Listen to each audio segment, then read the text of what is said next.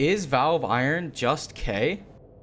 This is a question I feel like a lot of people, including me, have kind of had after hearing just exactly what Vow of Iron is going to be. So let's dive into the video. I want to start with just explaining what Khei was. Basically, Khei was an extension of Rogue Lineage where you went there and you couldn't go back to Gaia, but there was really cool new spell casting, there was new Uber classes, there was new kind of difference in races in Khei and stuff.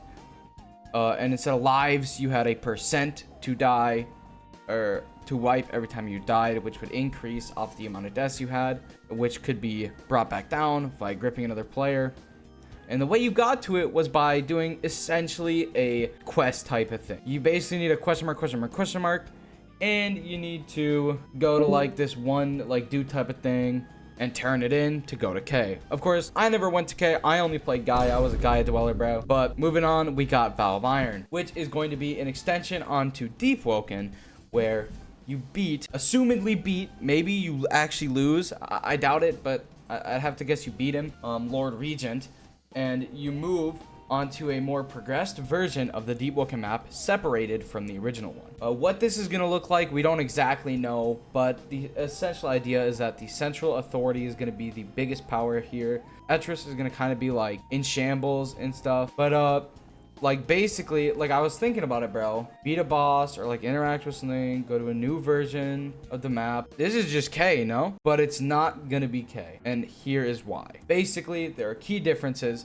such as the fact that Khei is a new map and Vow of Iron is more than likely going to be a progressed version of the Deepwoken map. Similar, but still very different. Not to mention the way of getting there, which instead of interacting with something and having an item, you have to beat a boss and then go to that new... It kind of triggers the events that make it Vow of Iron. You know what I'm saying? So basically, instead of kind of going to a new area, we're causing events that alter the current area and just separated by servers, pretty much, basically.